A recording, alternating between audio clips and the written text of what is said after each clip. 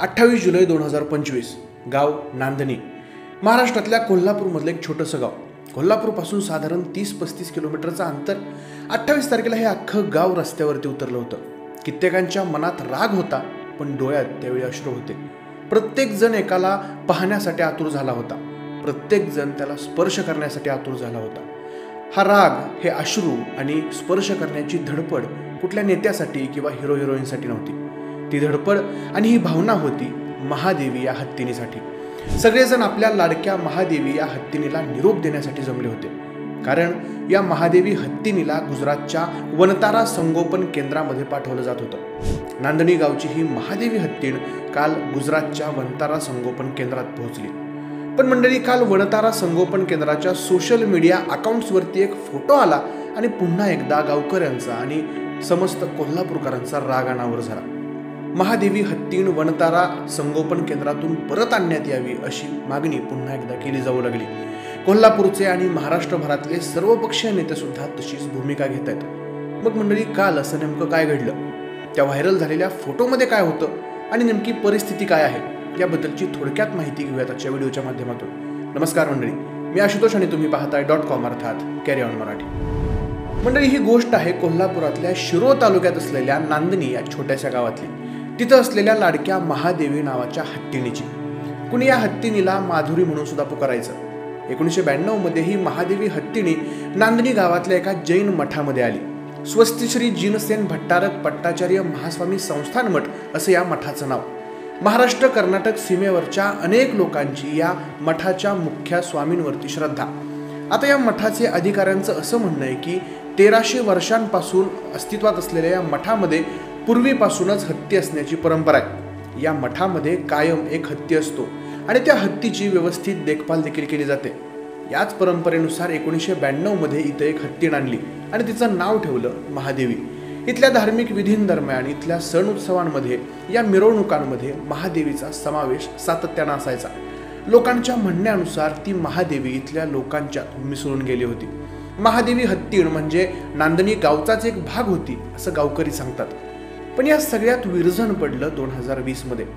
वन्य प्राण्यांची देखभाल आणि त्यांच्या हक्कासाठी काम करणाऱ्या people for the ethical treatment of animals अर्थात पेटा या संघटनेच्या काही कार्यकर्त्यांनी या हत्तीनीची मठात योग्य देखभाल होत नाही अशी तक्रार केली वन्य प्राण्यांच्या देखभाल आणि हस्तांतरणासाठी केल्या गेलेल्या दिल्लीमधल्या उच्चाधिकारी समितीकडे.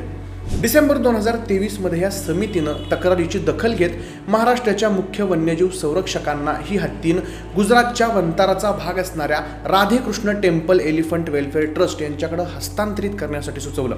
एप्रिल 2024 नांदणी मठाकडून या समितीच्या आदेशाविरोधात मुंबई उच्च न्यायालयात धाव घेण्यात आली. मग न्यायालयानं या हस्तांतरणाला स्थगिती दिली.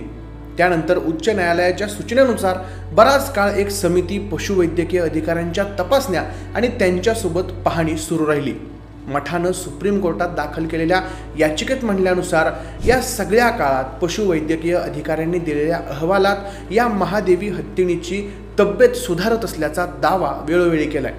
मात्र 16 जुलैला उच्च न्यायालयाच्या नांदणीच्या मठाच्या ट्रस्टची ही याचिका निकाली काढत 3 जून 2025 रोजी उच्च अधिकारी समितीनं महादेवीला गुजरातला पाठवण्याचा निर्णय कायम ठेवला. त्यानंतर या मठाच्या ट्रस्टनं या निर्णयाविरोधात सर्वोच्च न्यायालयात धाव घेतली. परंतु सर्वोच्च न्यायालयानं सुद्धा उच्च न्यायालयाचा निकाल आहे तसा कायम ठेवला आणि अखेर महादेवी हत्तीण गुजरातला गेली, अंबानींच्या वनतारा संगोपन केंद्रात. मंडळी, 1300 वर्षांपासून असलेल्या या मठामध्ये हत्ती सांभाळायची परंपरा आहे साधारण 400 वर्षांपासूनची. शिवाय महादेवी हत्तीण इथं गेल्या 33 वर्षांपासून 1992 पासून अस्तव्यस्त आहे. गेली अनेक वर्ष चांगले पशुवैद्यकीय अधिकारी, तज्ज्ञ डॉक्टर्स या हत्तीनीकडे लक्ष देत होतं असं सांगितलं जातं. पण पेट्टानं जी तक्रार दाखल केली त्या तक्रारीनुसार हत्तीनीला ज्या अवस्थेत ठेवण्यात आलं होतं ती अवस्था भयानक होती आणि तिची त्यातून सुटका झाली असं पेटा या संस्थेकडून सांगण्यात येते. आता पेटा या संस्थेनं जे पत्रक काढलं त्या पत्रकात उल्लेख आहे की महादेवीला जवळपास 33 वर्षांपासून या संस्थानाच्या मठात जणू कैदेत ठेवण्यात आलं होतं. कॉन्क्रीटच्या जमिनीवर तिला साखळदंड्यांनी जखडण्यात आलं होतं. त्यामुळे तिची तब्येत खालावली होती. महादेवी ही एकटी साख्यांमध्ये 33 वर्ष राहिली. त्यामुळं तिला संधिवात झाला आणि तिचं दुखणं सुद्धा वाढलं. आम्हाला जरी त्रास झाला तरीही जो त्रास अनेक दशकं महादेवीनं सहन केला आहे त्याच्या तुलनेत हा त्रास काहीच नाही आहे. आता महादेवी हत्तीण राधेकृष्ण टेम्पल एलिफंट वेलफेअर ट्रस्टमध्ये पोहोचले आणि तिला तिथं योग्य उपचार मिळतील आणि शिवाय तिला इतर हत्तींचा सहवास देखील मिळेल. मंडळी, शिवाय आता काल वणताराच्या सोशल मीडिया अकाउंट्सवरती महादेवी किंवा माधुरी हत्तीण आपल्या संगोपन केंद्रात आल्याचा एक व्हिडिओ पोस्ट करण्यात आला होता. सोबतच या व्हिडिओमध्ये काही डॉक्टर्स होते. ते डॉक्टर्स महादेवीच्या नखांना, महादेवीच्या पायांना इन्फेक्शन झाल्याचा उल्लेख करत होते. तिच्या नखांना इजा झाल्याचा उल्लेख सुद्धा यावेळी डॉक्टरांनी केला होता. आणि यासोबतच या पोस्टमध्ये एक फोटो आला. या फोटोवरून मात्र सगळीकडं गदारोळ सुरू झाला.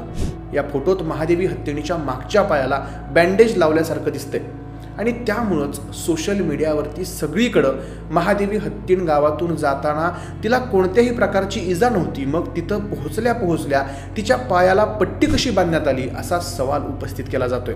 शिवाय या फोटोमध्ये हत्तीणीसोबत जो माणूस आहे त्या माणसानं तिची त्वचा आपल्या मुठीमध्ये पकडून ठेवले असा दावा सुद्धा नेटकऱ्यांकडून केला जातोय. मंडळी, खरंच महादेवी वणतारामध्ये सुरक्षित आहे का असा सवाल आता सगळीकडून उपस्थित होतोय. आता या साऱ्यावरती अनेक नेत्यांनी सुद्धा आपली मतं व्यक्त केली आहेत, आपलं म्हणणं सांगितलंय. खासदार धनंजय महाडिक यांनी जनभावनेचा विचार करून महादेवी हत्तीण पुन्हा एकदा नांदणी मठामध्ये सुपूर्त करावी अशी विनंती आपण दिल्लीमध्ये केंद्रीय वनमंत्री भूपेंद्र यादव यांना करणार आहोत असं सांगितलंय. शिवाय महादेवी हत्तीण प्रकरण आमच्या आत्म्यावरती घालाय असा उल्लेख करून खासदार धैर्यशील माने यांनी एका चित्रफितीद्वारे या विषयावर आपण संसदेत आवाज उठवणार आहे अशी ग्वाही दिली. लाडक्या महादेवीला परत घरी आणण्यासाठी काँग्रेसचे विधान परिषदेतले गटनेते आमदार सतेज पाटील अर्थात बंटी पाटील यांनी स्वाक्षरी मोहीम सुरू केली. कोल्हापूर जिल्ह्यातील तब्बल 1.25 लाखाहून अधिक नागरिकांनी QR कोडद्वारे या चळवळीत सहभाग घेतला असं त्यांनी सांगितले. पाटलांनी नांदणी मठात जाऊन जिनसेन स्वस्ती श्री भट्टारक यांची भेट घेतली आणि महादेवीला परत आणण्यासाठी लाखो सह्यांचं निवेदन आपण राष्ट्रपतींकडे पाठवणार असल्याचं सांगितले. याच सोबत या विषयाला वाचा फोडण्यासाठी नांदणीपासून कोल्हापूर जिल्हाधिकारी कार्यालयापर्यंत आपण आत्मक्लेश पदयात्रा काढणार आहे अशी माहिती दिली स्वाभिमानी शेतकरी संघटनेचे प्रमुख आणि नेते राजू शेट्टी यांनी. सर्वपक्षीय नेत्यांनी महादेवी हत्तीणीवरती प्रेम करणाऱ्या सगळ्यांनी या पदयात्रेमध्ये सहभागी व्हावं असं आवाहन केलंय राजू शेट्टी यांनी.